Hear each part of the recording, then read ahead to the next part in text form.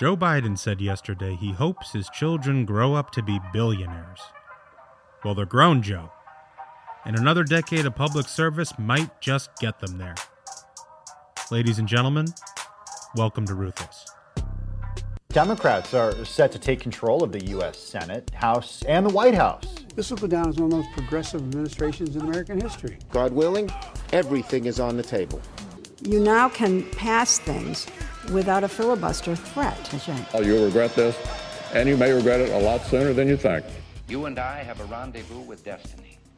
We'll preserve for our children this, the last best hope of man on earth, or we'll sentence them to take the last step into 1,000 years of darkness. Welcome to the Ruthless Variety Program. You ought to see us in our new board. Boy, oh boy, are we sophisticated. It's completely official at this point. We got a soundboard. We even got Holmes jumping in with Duncan on this thing. Dude, Holmes over here on the intro is like David Guetta. It was impressive. You know, like with the crossfader and he's hitting the buttons. Yeah. And, yeah. Racist.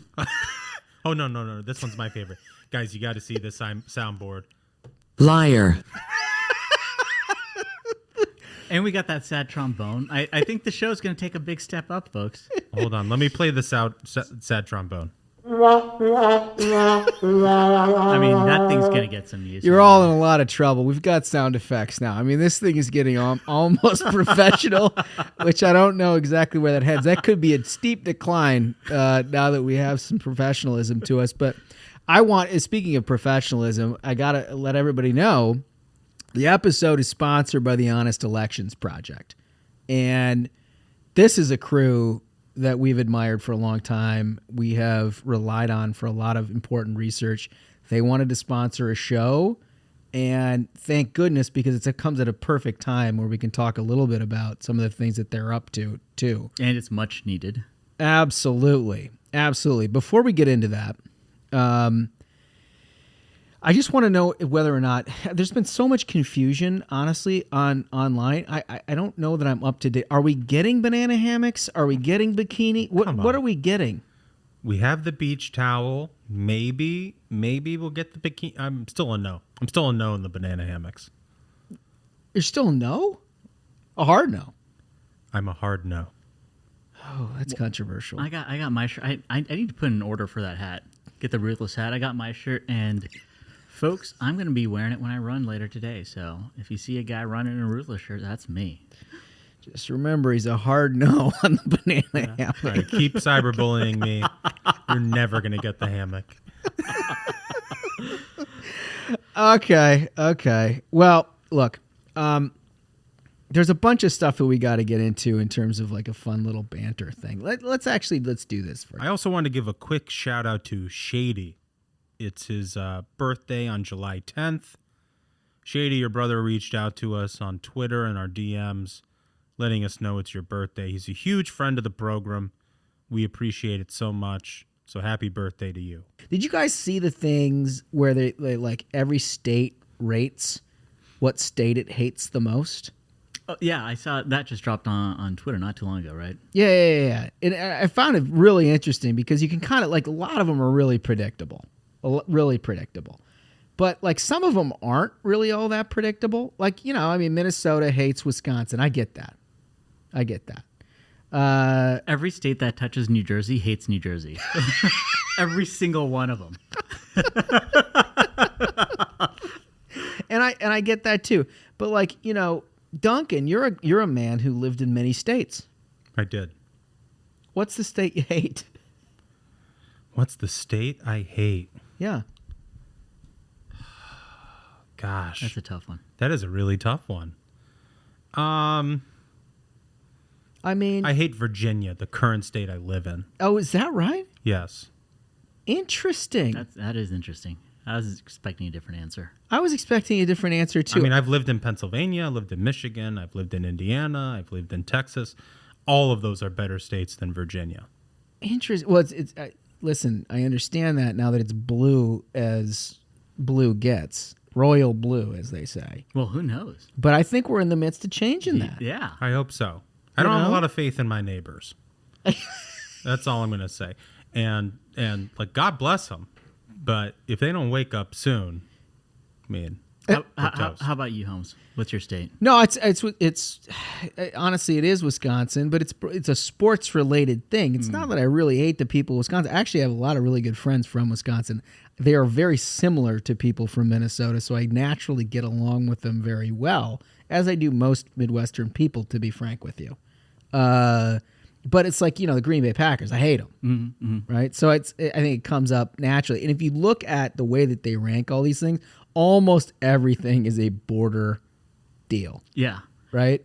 Almost everything. And the other fascinating thing is not only does every state that touches California hate California the most, every state that touches states that hate California also hates California. They have like a 2 to 3 state radius of where everyone hates them, and then it says California hates Texas. Like, what? Well, so the thing I found most interesting about this graphic is, well, look, I mean, you got Georgia and Alabama that dislike Florida. But apparently, Florida also hates Florida. It's the only state. That's so weird. It's the only state that hates itself. See, I don't get that. Like, I love the state of Florida. Self-loathing state. See, I would say my least favorite is probably California, but I still love California. Like, well, it's pretty. The people who run the state are terrible and are driving it into the ground, but the state itself, there's so many wonderful people and wonderful things there. Well, yeah, I mean, and that's a good point because, like, I look at this and I see people hate West Virginia. How do you hate West Virginia? Well, I don't know, but like West Virginia hates Virginia for obvious reasons. For obvious reasons, right? Yeah, and I don't hate all of Virginia. Also, I love how like Texas. It looks like Texas hates Virginia. Is that it? No, it's Oklahoma. No, it hates Oklahoma. But the Oklahoma Texas thing, like Red they River hate each other. shootout. Oh, you can't call it the shootout anymore. It's now the rivalry. Wait, seriously? Yeah, now it's the Red River. Shut up! serious? They even in Texas they changed that. That's right. Yeah. Oh my God! Are you kidding me? The Iron Bowl is going to be like the Soft Metals Bowl. Yeah. Oh Jesus! All right. Well, all right. Let's move to one more thing. I saw this thing in France that brought back sort of to me a debate that we've been having a long time about labor in the United States. France has apparently automated their pizza joints, and not just like taking your orders. This is not like McDonald's where you go, you push your buttons or whatever, your order. I mean, this robot does that, but it's like cutting slices and putting the pizza in the box. Yeah. So there's like literally no human involved, right? Somebody comes in and obviously programs the damn thing. Yeah. But and that's it. After that, I mean, this is Fight for 15. But it is Fight for 15. Fight for 15. But it's to me, it is a much grander indictment of the democratic idea of fighting for labor in this country. Yeah. Right?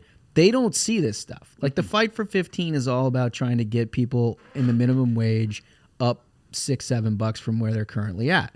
And it's always talking about like what's the minimum wage versus your maximum expectations. How can you get somebody to a point where they're programming robots or something like that? And they're not. They're in this country the left is entirely focused on basically trying to create something that it looks like at least Europe is innovating out of. My question is, what's the pizza like? I think that's bottom line what it comes down to. Like, is the robot doing a good job? Is the pizza perfectly cooked? It doesn't strike me as like slicing and boxing, but like honestly, if robot's doing a good job, like I'm torn on this. Can't you program it to make it perfect? That's the thing is like it could like use heat vision or something to make sure it's all evenly cooked perfectly. Manage the time, absolutely perfect pizza.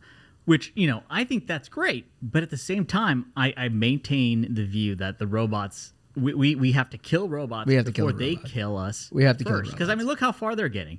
And, like, robots one day can turn off their money, right? All the Bitcoin money. The robot money's gone. Then they'll turn off all the lights, Then they'll send the Roomba to come strangle you while you're sleeping. Then Putin will set it loose on America. Yeah, exactly. I know, it's a bad deal. But it did catch my attention because it is an indictment of where Democrats think that they're taking the country. Completely. All right. So as an intro into, we talked on Tuesday a little bit about election reforms, where they're at in states. The reason this is pertinent right now is because Texas is retaking up their election reforms that if you remember about a month ago, Democrats literally walked out of this state legislature in Texas to try to prevent any legislating whatsoever, right? Yeah, they were denying a quorum in the legislature so that they couldn't pass these election reforms. I would remind our listeners that the same people in Washington who say we shouldn't have a filibuster approve of denying quorum in Texas. Yeah. So it's just sort of a little ironic. It's almost like, they use power whenever they have it, and they cry when you use it. Well, and they were greeted at the White House and celebrated as heroes. Right. Right? But the important part is, remember, all of this is coordinated within the Democratic Party. Yep. The reason that Georgia became the, quote, Jim Crow 2.0 was a message coordination amongst liberal, progressive Democrats, activists, corporate America, that soon bled into the media and everything else, that became controversial about a ton of law that was not controversial inherently. Yeah. Now, since we've spent 3 months talking about, I would say Ruthless has led the charge on this, but basically what we've done is provided facts that have helped counteract it, and the things that were Jim Crow 2.0, America now approves of, right? Things like voter ID, right? Stopping ballot harvesting, making sure that people actually are registered to vote. Yeah. Like just basic stuff. Well, so now that we're on the eve of Texas taking back this, and you're going to hear a lot about this next week. Trust me. Yep. You're going to hear a lot about this. We're on the eve of it. CNN writes this story. President Joe Biden and Vice President Kamala Harris will hold separate events on Thursday to focus attention on the Democratic efforts to combat voter suppression and combat voting rights, protect voting rights nationwide. Let's just listen to that verbiage. Listen to how they phrase that. Right. Combat voter suppression. Who is doing the suppressing of the votes? Seriously. No, just answer that question. You can write that on a CNN article by a so-called mainstream journalist. Combat voter suppression. Which is it? Is it voter ID? Is that voter suppression? And they certainly, the Dems saw the polling on that and changed their tune. And again, it goes back to the journalists just take the talking points that the Dems email to them and accept it as fact. Like for years, they accepted it as fact, and they distributed this theory that maybe black people are incapable of getting IDs. And now we know that's completely ridiculous. It's insulting. And this is why, you see the polling where the public's like, you can't trick them anymore on this. This is an absolutely ridiculous assertion to make. Having an ID to go vote sounds like a pretty sensible idea. And then the Dems changed their tune when the polling came in. But we got to stay ahead of it. Yeah. Right. Right. Well, I mean, look, it's been an effective tool, the media and the Democrats, to say voter suppression, because in a lot of ways it's sort of a non-falsifiable theory, right? It's like, Stacey Abrams lost the gubernatorial race in Georgia in 2018. Historic turnout across the country in that midterm in 2018. Yep. What is the first thing she says? Voter suppression. Yeah. That's the reason I lost. Historic midterm turnout. Racist voter suppression. It's racist. It's voter suppression. And it's like, well, I mean... Zero data. But it's non-falsifiable, so they can continue to say it, in perpetuity. But this is what they're doing, right? Mm-hmm. So don't think because we've spent 3 months working our tails off to ensure that people understand what's in the Georgia voting law that we don't have to start over again in Texas. That's why Joe Biden and Kamala Harris are going out today to focus attention on, quote, Democratic efforts to combat voter suppression. That sentence does not exist. Does not exist. That is a fictional statement. Well, and they failed on H.R. 1, right? So, now they're going to go back into the states and try to run the same playbook, and they have to fail there like they failed everywhere else, and they failed in D.C. But it's all just so not... The next paragraph, Harris will announce the expansion of the Democratic National Committee's I Will Vote campaign with an event in the Washington, D.C. area, according to a committee official. Biden will meet privately with a range of civil rights groups to talk about their efforts to protect voting rights, according to a White House advisor. There is nobody, not a single person, who was disenfranchised in this last election that will be enfranchised by anything that the Democrats are talking about. Exactly. Nothing. Absolutely nothing. It is a purely fictional deal to try to get people on board with the idea that you need to federalize things like ballot harvesting, which allows Democratic officials to go to an apartment building, hand somebody their ballot, make them fill it out in front of them, pick it up, and then go to their neighbor and do the same thing 300 times, take the stack to the voting booth, and deposit it. And also, like they said, by federalizing the elections, they also want to throw in public funding of elections where, I mean, you don't have to look far. You look at what happened in New York City, where you've got public funding of elections, and I think something like $30 million of taxpayer money was spent for these campaigns to run ads. And you saw all kinds of stories in the last week about how the failure of the New York election is going to feed the fury of the right who distrusts democratic reform. Oh, yeah. Right? Are you kidding me? Like they make this thing a Rube Goldberg machine where you can vote 3 times for one election, and you got to go back and calculate and recalculate what everybody's vote means, and then they come out with democracy. Yep. I mean, get the hell out of here with this. We just found out on Tuesday night, that Eric Adams had actually won that election 2 weeks. 2 weeks. 2 weeks after the vote. 2 weeks. What a process. What a process. I don't even know where to begin with all of this. So the outrage of this is enough, but I thought, one of the things that we could do is actually bring in an expert to talk about kind of the specifics of what we're seeing with election reforms across the country and what Democrats are trying to do. This is a guy who makes a living doing it. His name is Jason Sneed with the Honest Election Project. He's really leading the fight, honestly, in every one of these states and federally. Let's get his thoughts. And I want to welcome Jason Sneed. He's the executive director of the Honest Election Project. He's a guy who knows a lot about this stuff and can dive in pretty deep. Jason, welcome to the program. It's great to be here. Thanks for having me. So I think where I'd like to start with this is just the basic proposition that Democrats have had in reaction to Georgia and Texas and all the efforts to sort of clarify election law after our pandemic. What are they trying to do? I mean, I think it seems obvious, but Democrats are basically trying to push back on anything and everything that tries to have any integrity left in our election system. Am I wrong on that?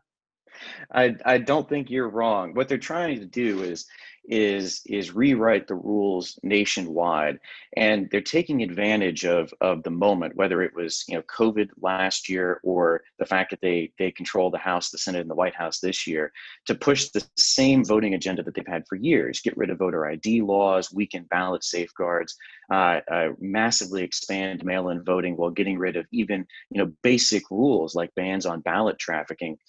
What they're really trying to do right now is federalize elections in a way that leave our elections more vulnerable to fraud, more vulnerable to doubt, at a time when we really need to be focusing on voter confidence in the democratic process. And that's exactly what voters want, but they're going in the opposite direction. Well, my sense, and you're sort of leading this fight, we obviously got broadsided at the beginning of all this with the left and corporate America's attacks on the Georgia voting law, but it feels like the tide has turned a little bit when you get Raphael Warnock and the crew in Georgia to finally concede that voter ID is not a Jim Crow 2.0 tool. It feels like the argument has changed a little bit.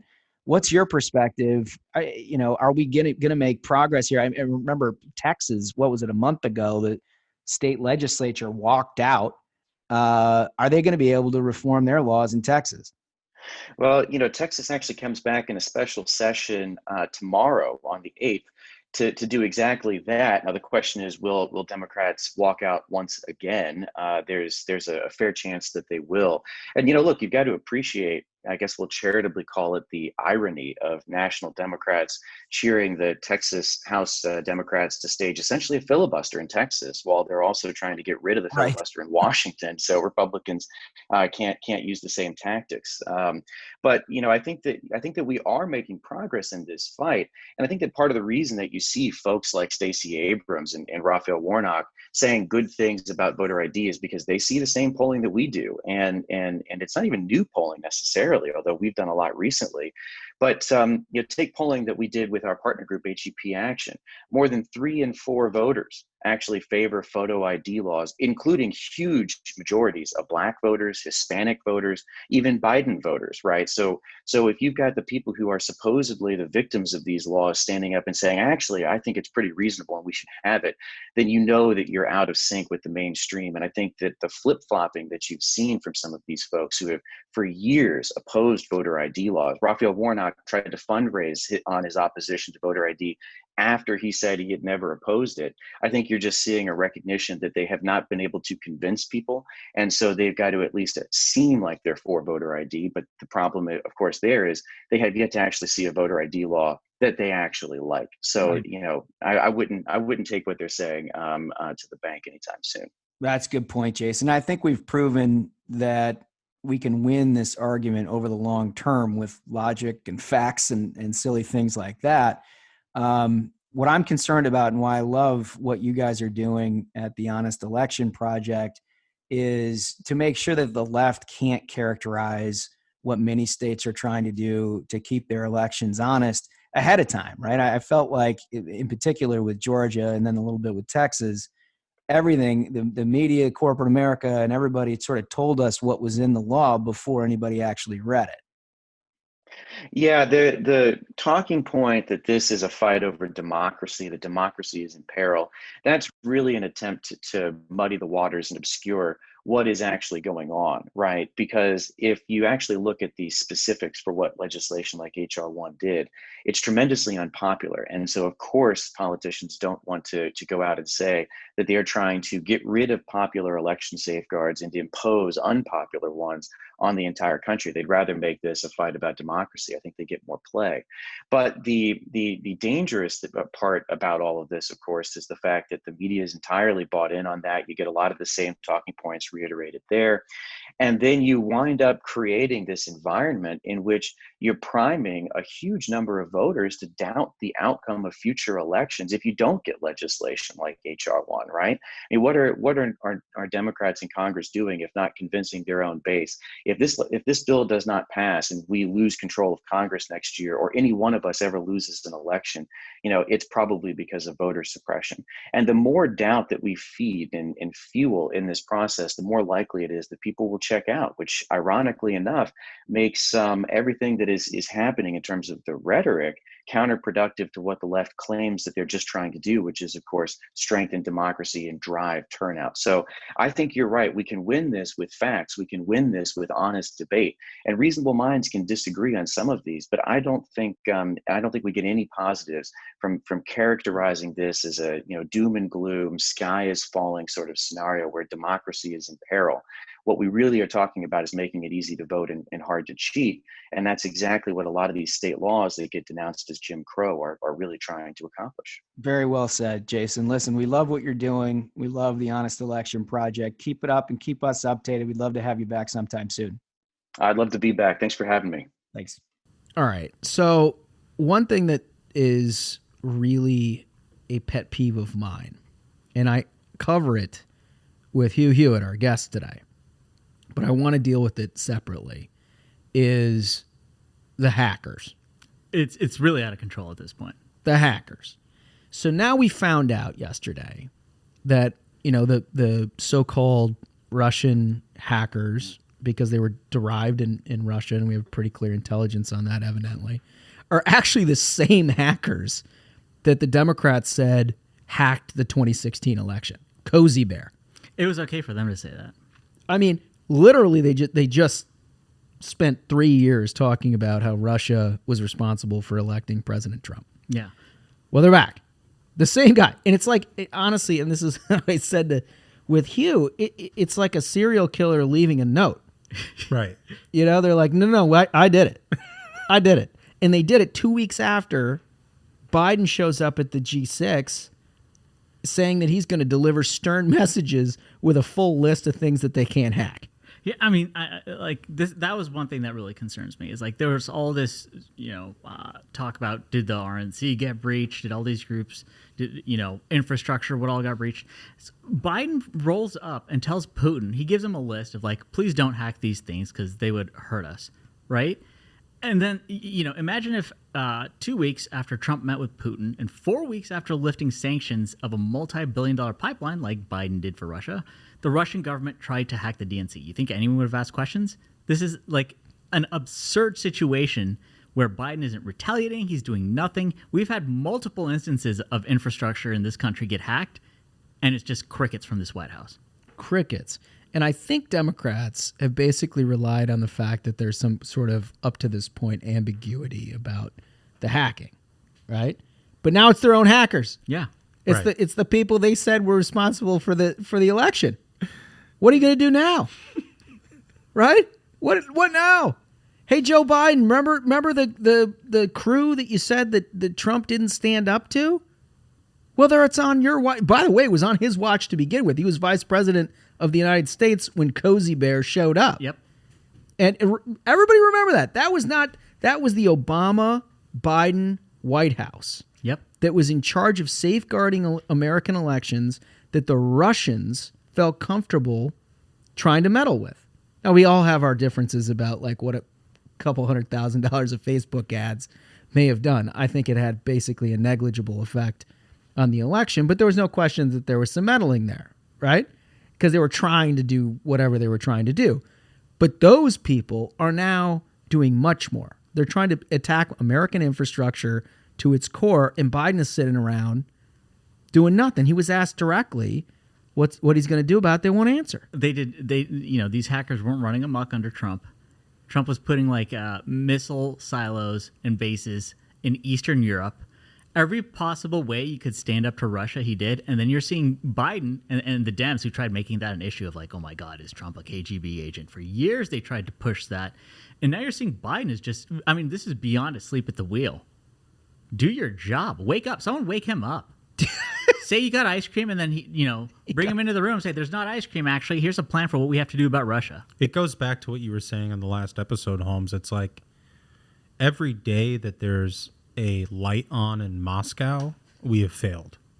I mean, at this point, yeah, it's like they are harboring these hackers in Russia. And if we don't respond in some way, look, I don't know if it's like the Stuxnet thing or whatever, but there has to be a price to be paid by these non-state actors who are being harbored by countries like Russia and continue to do what they're doing. Yeah, for those in our audience who didn't grow up in the Reagan era, the beauty of Ronald Reagan is that he made every American understand that America was not to be fucked with. Yep.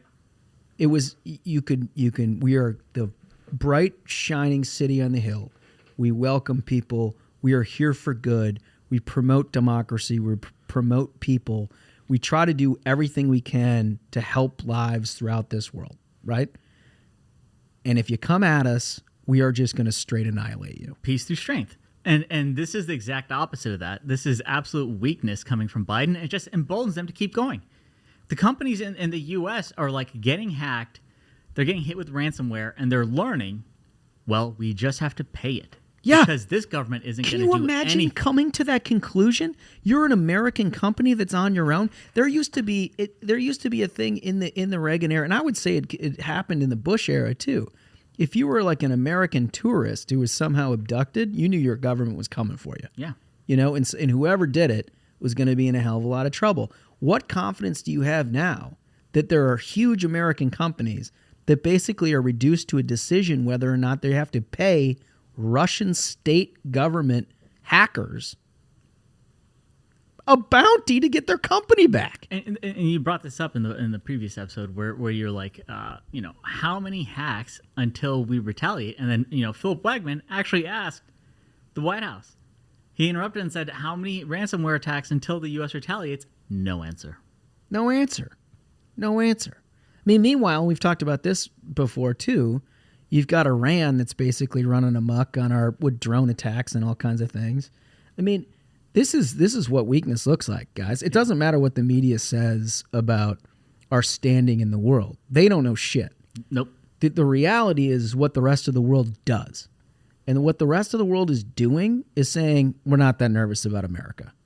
And that's just should be flipped on its head, because the reality is everybody should be very worried about what America can do to you because we have the capacity to basically take care of the problem, right? Right. And like here's the thing, is like, you know, you don't want to call your play and tip your hand. I get it, but the Biden administration has to do something about this. Yeah, Totally. They do. All right, summer of violence. Back to the topic at hand. Summer violence. This is Smug's favorite topic because it's so ignored. It's like one of the most pressing issues facing Americans, and I think this is, you know, part of a greater theme. Like, okay, it says more than 180 people died in gun violence over the July 4 holiday weekend. Okay, and what are Dems worried about right now? What are the issues they're covering right now? They aren't talking about kitchen counter issues. They're not talking about the rising price of groceries, the skyrocketing price of gasoline. They're not talking about, cities are just seeing a surge of violence. There's people actually being killed. 180 people died over the 4th of July weekend. And you see images from like San Francisco where, theft is essentially legal now. 516 injuries from shootings. And I even object to the way it's characterized here as gun violence because it's violence, period. Yep. Right? We saw it. There was knives. There was all kinds of different things. And what the administration will have you believe, and I guarantee they roll this out if they haven't already, is that the solution to this is ban guns. Right? How many of those 180 people you think died with somebody using a hunting rifle that was bought legally and registered? And how many of those happened in cities that have some of the toughest gun laws in the country? Exactly. Well, we've got stats on that. Chicago, this stat is unbelievable. 82 people were shot last weekend, 14 fatally over the 4th of July weekend in Chicago. I mean, that... it's got to be worse than Baghdad and Fallujah and everything else combined. Yeah. That's insane. That is literally insane. Do you think the problem has something to do with the governance of these cities? The fact that they spent the entire year last year encouraging mass looting, encouraging these protests that became violent, that ultimately ended in city councils voting to defund the police. Do you think that maybe has some connection to the fact that these atrocious figures are going through the roof? Well, it was mostly peaceful gun violence. And also they tried pushing that talking point that knife fights are just like a rite of passage. Dude, do you remember that? They're like, that's also totally normal. The girl tried to stab the other girl. It's like just rite of passage. It's just kids being kids, Kids being, that was a justification for the police involved shooting in Ohio. Yep. That they said the police officer should not have been involved in because the woman had the knife over her head and was ready to stab the other girl, and the cop took action. Yeah, a mental health counselor is going to show up there and mediate that knife fight. Yeah, keep it clean. It's just clean. Let's just stop. Everybody who listens to this already understands this, but we got to stop having irrational conversations. Right. This has absolutely nothing to do with gun control or anything else. We got a hell of a problem. There is a huge, huge number of people in this country that are feeling empowered to rob, to loot, to kill other people. That, my friends, is a systematic problem with policy and with leadership. In all of those cases, maybe not all, almost all of those cases, we're dealing with generational Democratic leadership that has decided that this progressive dream of counseling our way out of it is the way to handle violence. So, I mean, I said this on Twitter, and it kind of took off. Chesa Boudin, I don't know how you pronounce it. He's the district attorney of San Francisco, literally the child of terrorists. Like, his parents were jailed for, they're trying to blow up buildings. And I guess that's kind of put a chip on his shoulder of like, you should empty out the prisons. And of course, in San Francisco, this kind of guy gets elected DA. He ran on a platform essentially being like, well, you could cut back on crime if you legalize crime. If you don't right? prosecute it. That's some thinking there. What a cheat code. What a cheat code. This is the guy who's like soft on drug dealers, right? Totally. He's like, because we don't understand their lived experience. Exactly. He was like, listen, these cartels are after them. We got to be nice to the people who are filling, the veins of our citizens with poison. Yeah, just because this guy is out selling heroin on the streets of San Francisco causing people to OD doesn't mean he should be a criminal. So if you decriminalize, robbing stores, if you decriminalize all of this, like if you go in San Francisco, the stories are true. They're shooting heroin in broad daylight on the streets. You don't want to be there. If you think that we're magnifying this to a point where it doesn't actually exist, why don't you send a note over to Target and Walgreens and the rest of the companies who've decided they're pulling up stakes and moving out of San Francisco because they don't see it that way. They have to close doors early because they're worried about shoplifting. They essentially it's gotten to that point. Just to like essentially legalize shoplifting. So you'll always see like videos of like people just run into a store, grab everything they carry, and run out. And so there's an effort now underway to recall him. But my take on that is leave him in power. Leave him in power. Because when you have, I love this take. Like you described, generational Democrat, like liberal governance, this is exactly what they voted in. Like liberal policies in liberal cities isn't a problem; it's a proof of concept. Like Nancy Pelosi's there in San Francisco. You think she sees any of this? Cares about any of this? Her like entire street is gated off, and she's in her mansion. She never has to walk out there. She's not going to any of these stores that are getting robbed.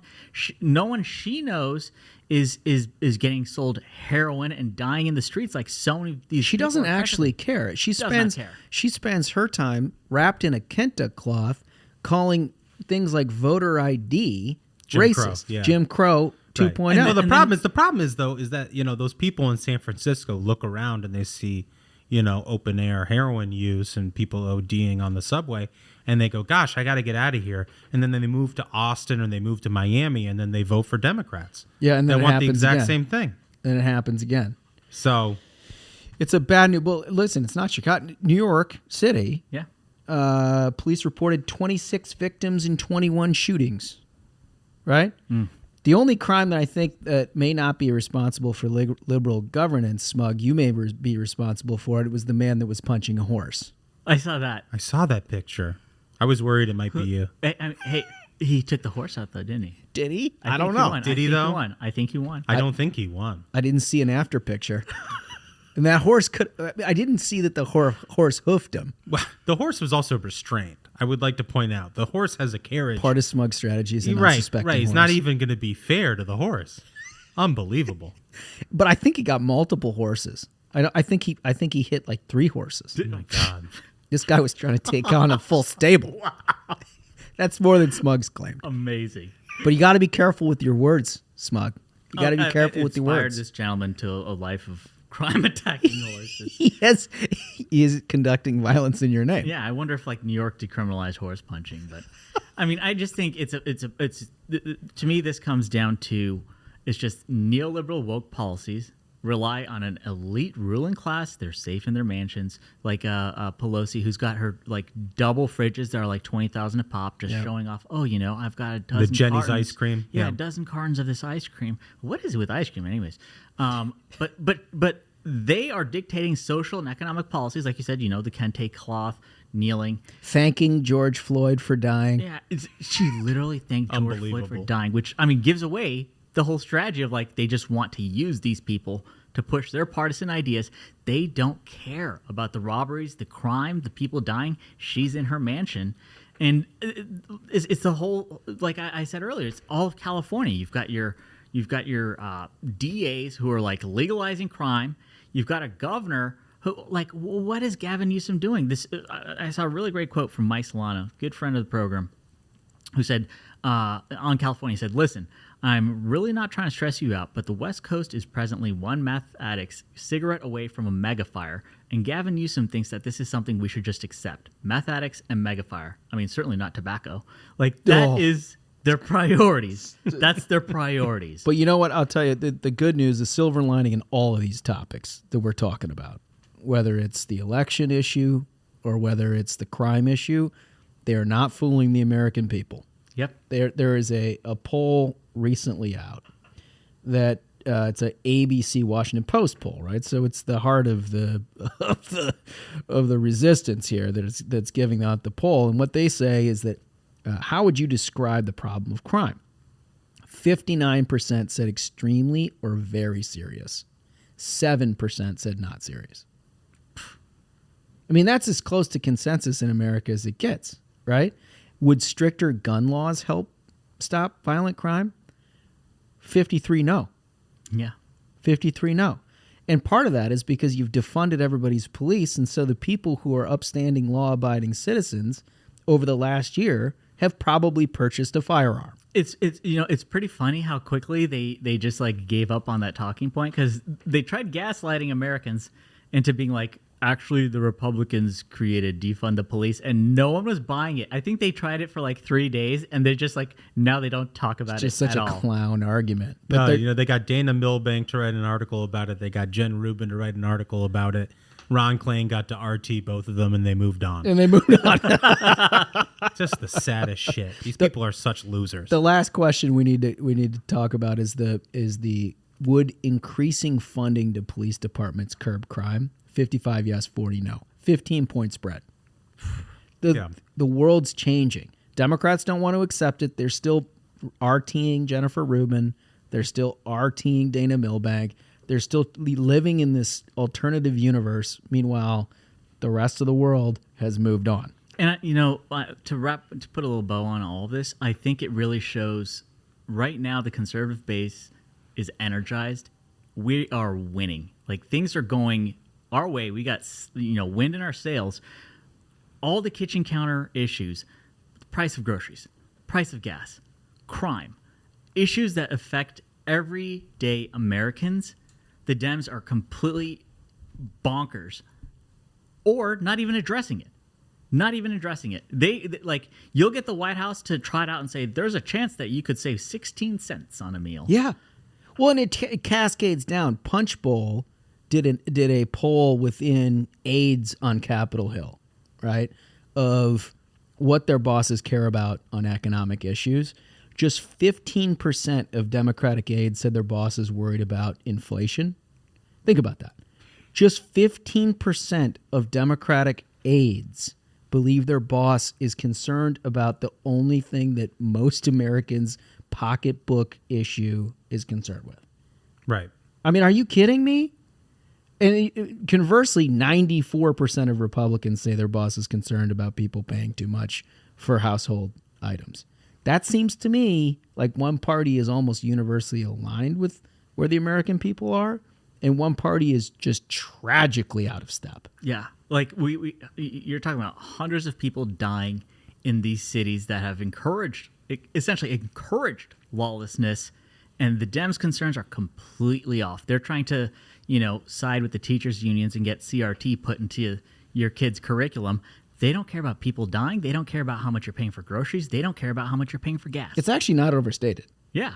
That is true. Well, and they can't care because they have the rest of their handouts, to liberal special interest groups they have to get through, right? We had this just complete farce at the White House where, Joe Biden comes out and says, we have an infrastructure deal.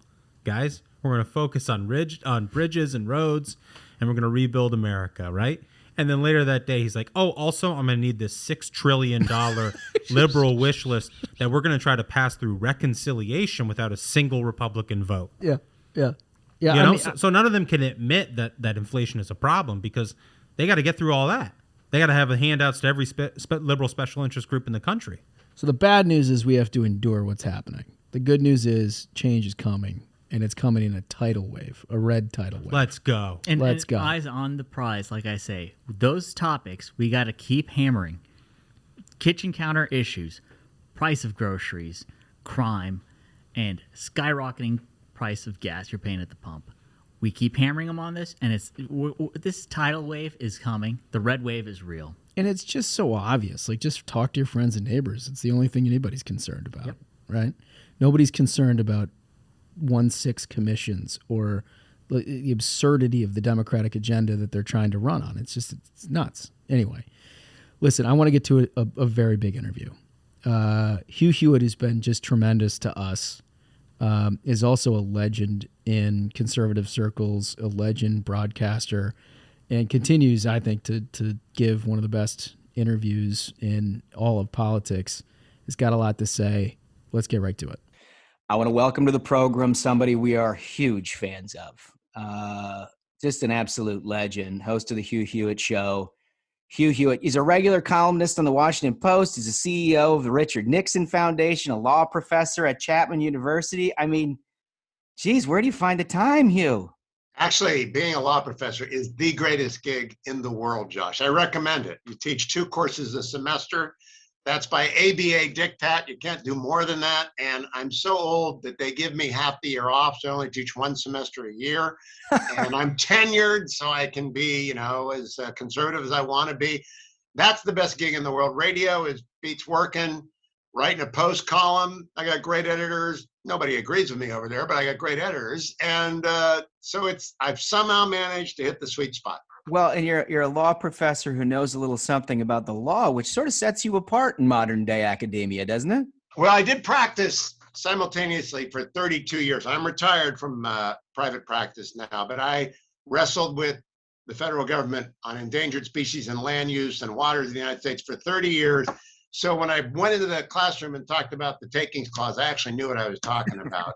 And that's a big difference. But we have a great faculty at Chapman.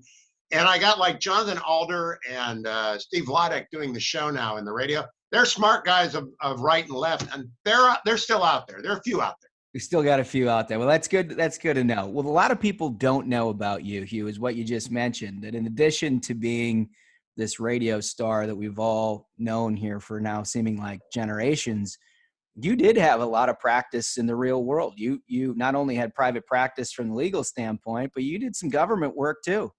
Yeah, Axelrod, who's a buddy, says I'm Zelig because I happen to have been, and he's right. I've been very, very lucky along the way. I went to work for Richard Nixon and David Eisenhower in reverse order of that right out of college. Then I went to law school. Then I went to clerk on the DC circuit. Then I went in the Reagan administration and had 2 attorneys general, Smith and Meese, 2 great men.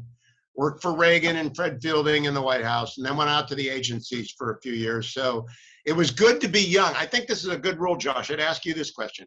It's good to be young and join a presidential administration, or it's good to be old and join a presidential administration, but don't do it in the middle of your career. What do you think about that as a general rule? Sound, very sound advice. That is, You don't want to get in the middle anywhere because that is a tough gig. It is, because you got to exit at some point and find a job. And so if you're young and they don't like the administration you joined, they just think you're stupid. And if you're old, they don't care. And so it's the people in between who wonder, these poor people who came out of Trump land, who are on an igloo somewhere in the Arctic. God love them. Many of them went to the Hill, like you spent time on the Hill. And many of them are finding their way in conservative media, but a lot of them are out on an igloo, and it's because they did good work in the agencies. Yeah, I mean, this rule only applies to conservatives, by the way. Oh, yes, 100%. Absolutely correct. 100%. If you are a liberal and you go into a liberal administration, go at any time because you've got every single tech company and green energy company. Everybody in the world is looking to put you a paycheck in your pocket. Do you know any unemployed former senior administration official from the Obama years? Even one? Not a one. You have to be Ben Rhodes not to get a job in this administration. Am I right? And think about how difficult that is. Oh, look, I gotta grab this. I am the only man in America who has on his bookshelf John Kerry's memoir. I'm the only one who's read it. Okay, and I interviewed him for 2 hours. And the thing I found best in this whole book, I'm going to prove it right now. I hadn't thought I would do this, but you'll appreciate this, Josh. All right. You know the Washington Read where you go to the index? Absolutely. So we've got 700 pages of John Kerry. 600. I don't want to exaggerate here. Ben Rhodes gets a mention once on page 425. So the Secretary of State with a 40-year career, Ben Rhodes the Metternich of MSNBC gets a 1 mention. That tells you why his books can't sell if they're giving them away at the front of Barnes & Noble. I love that. And you've reduced it to exactly what everybody cares about, right? 1 stinking mention in a 700-page. I can't. You really read a 700-page biography? I did. John Kerry? John Kerry's very interesting. I will read anybody's memoir. I'm a sucker for memoirs, but his is very interesting. He is the real Zelig. I mean, he has been around since Genghis Khan, right? When he was protesting. He protested the Vietnam War in Genghis Khan. It was one of the most famous clips ever, one of the most controversial election campaigns ever in 2004 in the Swift voting. Yep. And then Secretary of State. Now he's back. I think, Josh, you would be the one to confirm this. I think he's the only person ever to have had offices at the same time in the White House, the Pentagon, and the State Department. Yeah, I only assumed that was some kind of an entry negotiation, right? Because it made absolutely no sense as to why he was in the State Department, but yet he got that. And then, every liberal sees climate change as a national security imperative, so he's got to go to the Pentagon. And I assume the White House was like the throw-in because he wants to hang out with the crew, Wants to be in the mess. And he's a very interesting guy to talk to. He's a good interview. If he'd come on, a good interview. But the complications that raises for everybody at the Pentagon and at Foggy Bottom are enormous. I mean, you don't want that if you're Blinken. You don't want that if you're Austin. You've got a member who's got walk-in allegedly privileges in the Oval. He's old friends with the president. I mean, really old friends with the president. He's really probably, along with Ron Klain, the most important figure in Washington right now on the Dem side. It just would be endlessly. It's fascinating. No one's written about it yet, but yeah, I read his book, and I read memoirs. Memoirs tell you a lot about the person, even though they don't intend to. Well, you are a true intellectual, and that if there's ever been proof, it's the ability to get through a John Kerry 700-page memoir. My Lord. Yeah, but I one mention a bit. You know what the best memoir is? You'll. I'm not just shining you on. I'm not blowing smoke. Okay, all right. McConnell's The Long Game. Yeah. I give that to young people. I say, read this. This is the way that you can start too late, but you can never start too early. Yeah. Well, that one was 30-something years in the making. I mean, I think Obama wrote his first memoir when he's like 27. Yeah. You just exposed me. I have not read the Obama memoir. There we go. All right, fine. Okay, I'm exposed. And he's not going to interview on my show. He's never going to come on. I'm not going to read his book. I'm not going to accept a review copy. I'd love to interview him. It would be courteous. I am courteous. I mean, I've had Hillary on the show. I read her book. We get along fine. But he won't do anything that isn't. Yeah. He just won't do it. Well, we found the limit of your endurance, Hugh. I'm glad that we could do that in the first 10 minutes. Oh, I'd go shamelessly. I'd have him on. Oh, my gosh. I'd say, come on, I'll be obsequious. Come on in. I'd absolutely, just to get one question in, one or two. Why he won't come on, John. I really would find a way to ask him why his grades are secret. Oh, interesting. I think it's significant. Who cares? Who cares? Right? I got a C or a D in crimes because I had a goofy professor at Michigan. I don't care. Yeah. Release the transcript. I don't care. It's Peter Weston's fault. It's not my fault. I did the same I did in my A classes, but the president doesn't want people to know what he did in college and law school. You tell me why. Yeah, I don't get that at all. Right? I mean, what's you've got to preserve some faux intellectualism. I mean, he's a smart guy. We got it. He's a smart guy. He can talk the talk. He's walked the walk. I don't care if he didn't. I went to one class in corporations my entire senior year. One class. My colleagues, this will date me, in my row stood up and did da-dun-dun-dun-dun. When I came in and Al was up there in the front of it, what's going on? And there's this guy in the third row who he's never seen before. There was an exam, right? There was an exam. So I had to come find out what's going to be on the exam, get my outline out. This is real law school. Yeah. Yeah, that sounds a little bit like my first year at Arizona State in almost every class. So I didn't know you were ASU. Yeah, oh yeah. Arizona State University. It was not an academic decision, although it's become kind of an academic institution. Oh. It wasn't when I was there. Oh, it is. And the O'Connor School of Law, I've lectured there. Terrific school of law. Cronkite journalism's pretty good. And I think, I kind of hope Ducey runs for president. I just would like to see, along with Ron DeSantis, another governor who can talk the talk and walk the walk. And Ducey's done a very good job. He is, by the way, the only person for whom I've ever hosted a fundraiser in my home, along with the Fetching Mrs. Hewitt, as I refer to her on my radio show. Yes. The only person is Doug Ducey, because he's just a wonderful guy and he's from Ohio. Yeah, I happen to agree with you. I'd like him to run for Senate first. Brnovich is in. I was desperate, right? Until Berno is a good guy, the AG. So I assumed they talked. And I was getting pretty desperate, and I was ringing the bell. He may yet run for president, but Berno was running for governor, and I thought, what? He can take out Kelly, and he will. Yeah. Well, let me get back to your radio show here, Hugh, because I think that what you just outlined about your willingness to talk to a whole bunch of different people that you disagree with vehemently, but you have been sort of a model, I think, for us on Ruthless, is to have a conversation, a civil conversation that doesn't start with a bunch of gotcha stuff. That's basically just trying to elicit information. Is this something that you just have grown into over the years, or are you just sort of naturally gifted at it? I mean, how did this? I mean, because I'll tell you, I used to joke that every time McConnell did your show when I was working for McConnell, I was like, listen, heads up, everybody thinks this is an easy interview. He's going to make more news today than he's made in the last month. And it happens every time. Every time. Because, that's because I follow what the leader says. I read his press releases, and I'm deeply invested in the future of the court. And he's responsible for a 6-3 majority that just was it was a rout. It was a complete Hannibal destroys the Romans. Now, the Romans might come back and destroy us, but we destroyed the Romans to start with.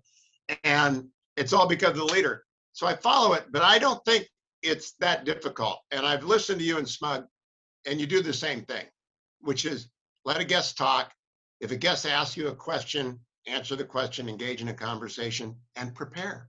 I mean, prepare. It's not, I've seen a lot of people over the years sit down and just wing it.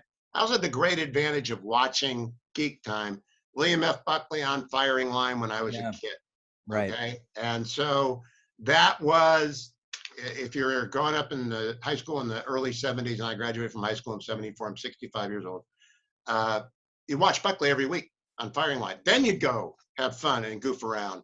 But Buckley was the best, and he was funnier than you could possibly be. Oh, right. Yeah. I do have rules which you guys break.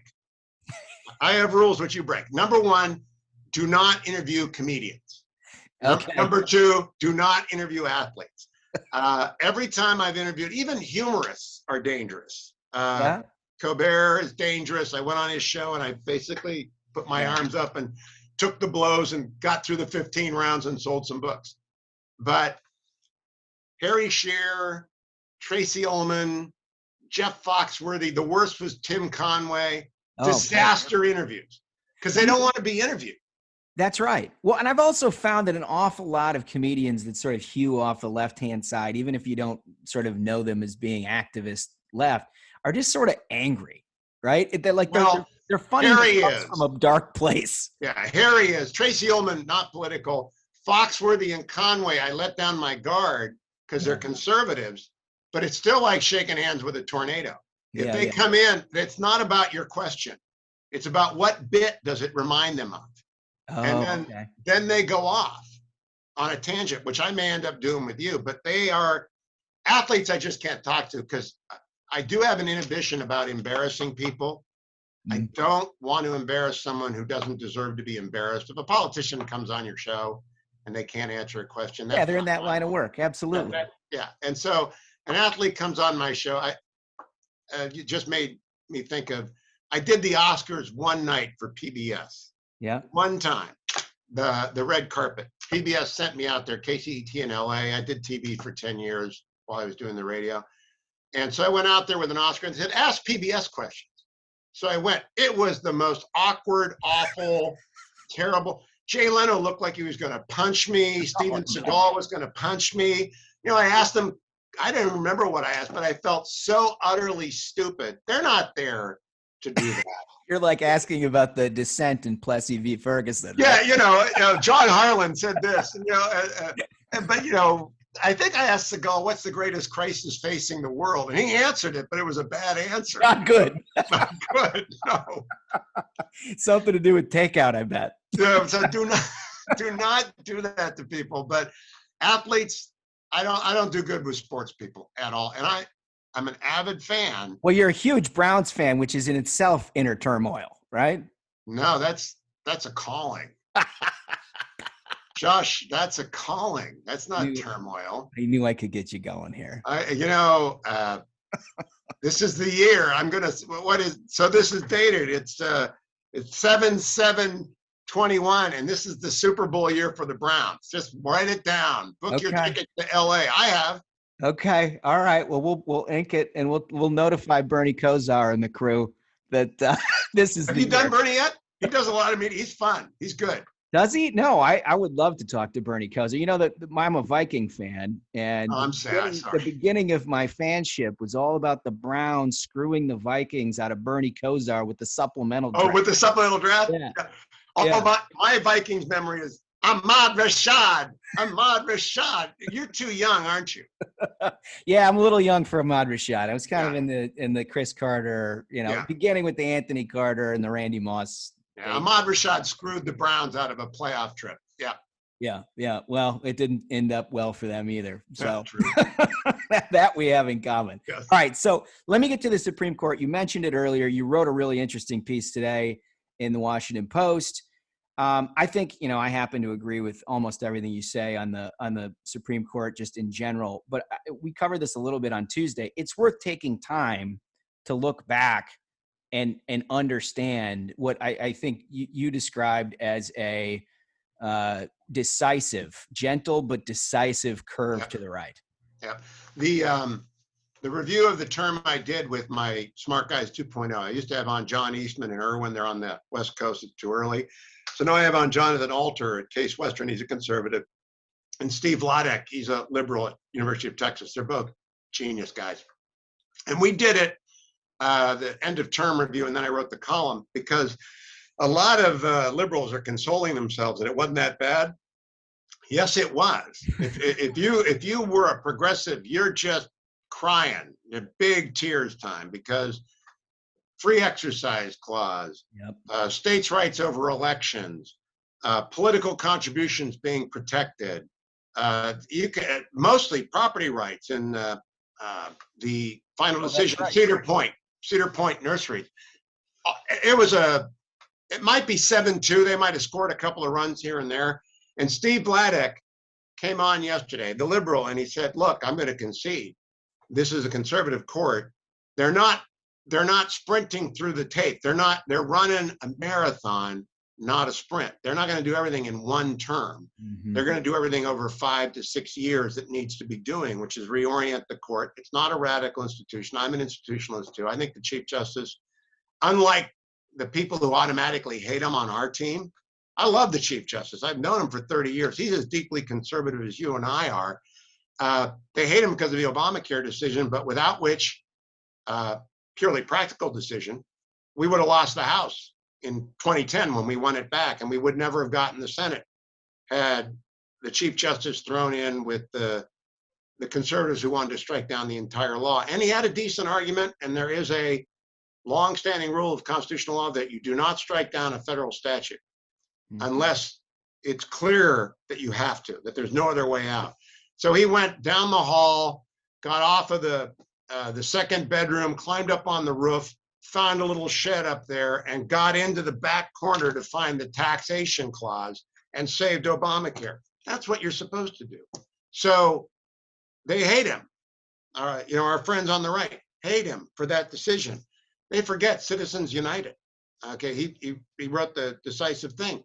Well, I think First Amendment wise, he's as strong as anybody on the court, right? Yeah. I mean, when we're talking about those decisions that go all the way back to basically immediately after he was seated as Chief Justice, he's been rock solid on First Amendment political speech. Yep. He's also rock solid on the use of race to award benefits or inflict penalties. I quoted to an online critic yesterday the last significant line in Seattle School District, the Concerned Parents of Seattle versus Seattle School District. It's a 2007 case. Roberts is the author. He writes, the way to end racial discrimination is to end discrimination by race. And so that, say goodbye, affirmative action. When that gets up to the court, whether it's the Harvard case or whatever else is pending, it's done, it's over. As it should be, O'Connor gave it a lifeline like she did abortion 30 years ago. And I think abortion rules are going out the window. The states are going to be in charge. And I think guns are going to get a standard of review that we can all understand. I'm not sure if it'll be intermediate or strict scrutiny, but it's not going to be rational basis. And that's a little con law geek for people, but it's a conservative, it's an originalist court. I'm very happy. Well, there's intellectual heft behind it, which, I think, look, as somebody like yourself, I've spent an awful lot of time, concerned with the court. And I think the primary difference for those who aren't steeped in constitutional law is that you've got leftists that basically see the job of a jurist as another politician, right? I mean, they're just sort of a partisan that's focused on outcomes rather than rationale and administration of the law. And so that's a big difference. Our guys aren't going to always see it the same way every time, but they're going to apply a strict constitutional standard, which is, I think, all we can ask for. I want to make an exception to the general rule about liberal judges. That's true about the late Stephen Reinhardt. And when I clerked on the circuit, Skelly Wright once told me, look, my job is to tell you the result. Your job is to get me there. Yeah. So I was writing opinion for him when my judge was sick. And that was just bluntly, I know what I want. You get me there. That's ends-driven jurisprudence as opposed to constitution-driven jurisprudence. Stephen Breyer is intellectually a giant. And I think Kagan will be as well. Justice Sotomayor is like Justice O'Connor, workmanlike in her efforts to defend her decisions. Justice O'Connor, Justice Kennedy, God love them, great patriots. They were not. They were lightweights fighting in the heavyweight class against people like Ruth Bader Ginsburg, who was a genuine heavyweight. The reason she got along with Scalia is they go 15 rounds and still be friends. When you add to the Chief Justice, Justice Alito and Thomas, who both come out of very distinct jurisprudence and are terrific writers. And I've interviewed both Justice Breyer and Justice Thomas on the radio show at length for 2 hours. Roberts won't come on. I think the Chief is, he's really walking that line. But Breyer, guys might get Breyer as a new book coming out. You have to agree to the ground rules. No decisions pending before the court, no politics. But you're well positioned to talk about it because that's a book about whether courts can be reclaimed from politicization. And he might come on with you. He sells a lot of books, but you add Gorsuch and Kavanaugh and Barrett, and it's 3 out of the top 4 people I would have appointed. I would have put Ray Kepledge on the court before Brett Kavanaugh because I think he is a better judge than Justice Kavanaugh was at the same time and would have been an easier confirmation. You tell me, John, was it better for the Republicans that Kavanaugh got sliced and diced, or would it have been better to have nominated a bulletproof nominee? Well, I mean, politically speaking, it worked out for Republicans because it galvanized the base. I think it radicalized a whole bunch of moderate Republicans, right? For the first time, they saw Democrats behaving in a way that was totally unjustified. And doing the Caesar on the way to the forum stuff. Yeah. I mean, that was brutal. I wouldn't wish that on my worst enemy. Yeah. Yeah. No, I mean, it's just insane. But I think, look, I mean, in terms of confirmations, these are high wire acts. I don't think you ever wish to get by the skin of your teeth, right? You'd like to take a sure thing when you can get it. I'm very glad early in my career, I decided I'm not going to be a judge. I don't want to be a judge. I clerked for the circuit in D.C. I had clerked for Scalia and Ginsburg and Bork because my judge got sick for 4 months. So they each gave us an opinion or two. I mentioned Skelly Wright, wonderful judges. It's a terrible job. It's a horrible job. I mean, you sit in your office all day, you get to golf, you get to go to the circuit conferences, you can't have an opinion in public or the world jumps on your head. How would you ever be a judge? How would I ever be a judge? Yeah. Our heads would explode. The two of us wouldn't be able to keep our opinions to ourselves. No, we'd be banned by the ABA. I mean, Scalia let it out on the bench, but we'd be booted under the canon of ethics. Oh, totally. I got one more thing I want to get to before I get to our 3 questions. You bet. It's sort of a late breaker with all of the Russian hacking that's coming up. And we were told before the G7 that we had an amazing amount of courage displayed by the president who was going in to meet one-on-one with Putin to lay out precisely how he can't interfere with American infrastructure and that he needs to take responsibility for the Russian hacking. we're 2 weeks removed, and all hell breaks loose. We've read this morning about Cozy Bear and the rest of them who were up to all the hacking in 2016 are back at it, allegedly hacking the Republican National Committee along with a whole bunch of other things. What's going on here? Former Vice President Cheney told me on my radio show after he left office that when he looked into the eyes of Vladimir Putin, he saw a KGB colonel. That's, I think, the only way to understand the president of Russia is he's a KGB colonel. He was in the wet division. And if anyone understands it, it's Daniel Silva, the novelist, who's got the new book out, The Cellist, because he's been writing about Putin for a decade. Utterly ruthless. So President Biden walks in and gives him a list of the 7 targets he can't attack. One of 2 things. Either he'll attack everything else or he'll double down on those 7.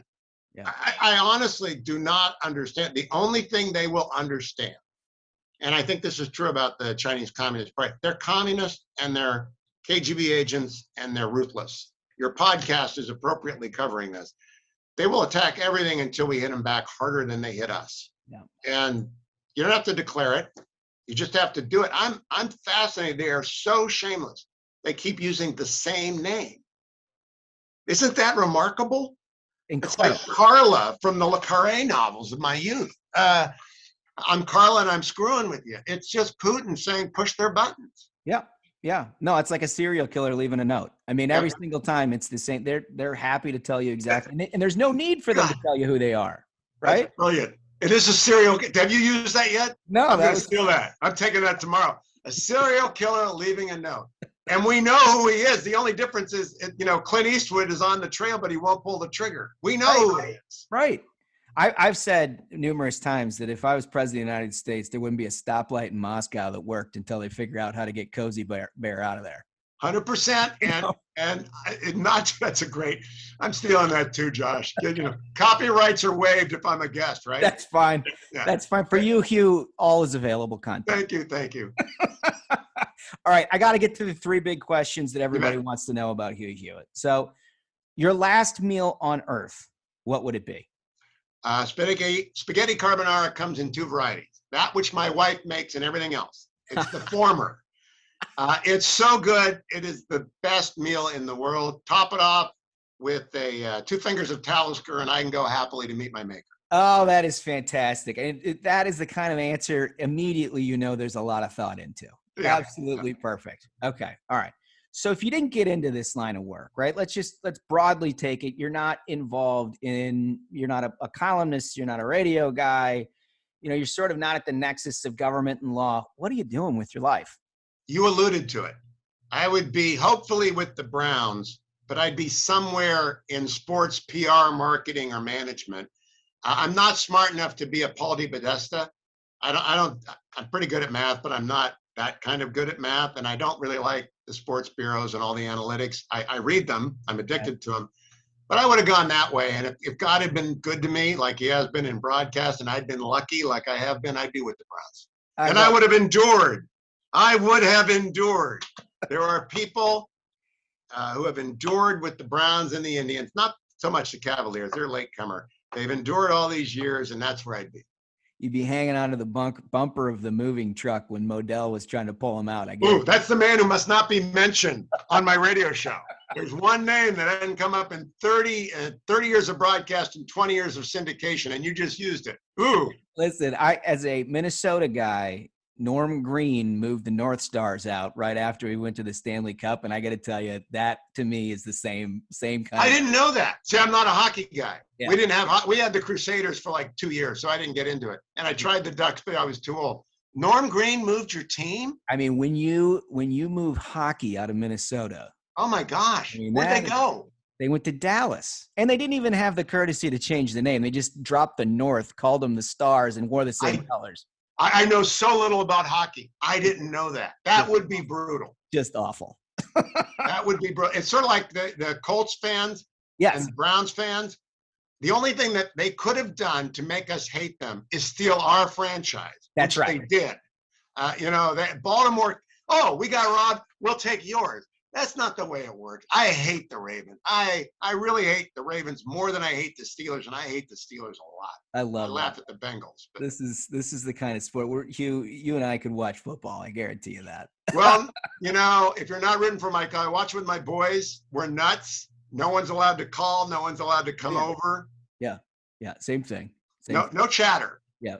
There's a game on. It's important. No, it's serious business. It's serious business. Yeah. All right. So third and final question.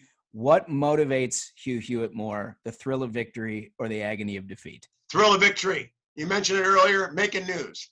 If you can make news, if you can get a headline that's picked up inside or outside of the Beltway and repeated, that's a home run. It's not a strikeout if you don't, because it's 15 hours a week.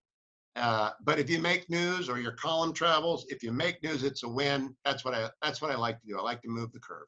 Yeah, you're always the sunny optimist. I don't know anybody who comes in with a more optimistic, fresh take than you do, and you've been a legend. You guys do it too. That's why you're rocketing up. Is that people don't understand happy works. Happy does work. Happy does work. We got a little edge every once in a while, as do you. But it's nice to start with an open, right? Yeah, happy works. That's exactly right. Listen, Hugh Hewitt, I can't thank you enough for all you do and for coming on, taking some time for us today. Josh, thank you. My best to Smug. Absolutely. Be well. So he's awesome. He's just a big friend of the program and always thoughtful. I don't agree with everything, and he doesn't agree with everything we say, obviously.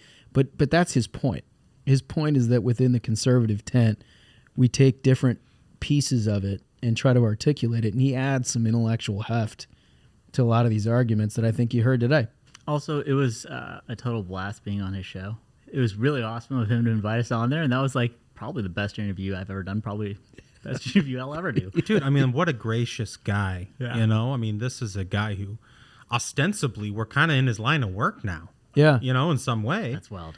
And he's been nothing but gracious with us, had you guys on the show, singing our praises. I'm just incredibly... He likes the program. I'm just very grateful. I'm very grateful. He also gets media in a way that a lot of people don't, right? Because he's involved in a lot of it, and he sees where this is going, and he understands that things like the variety program, the Minions, the movement that this is causing is sort of a next generation of conservative thought.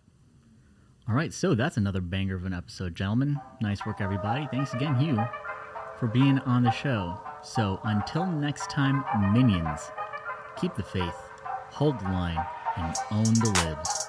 Stay ruthless. We'll see you on Tuesday.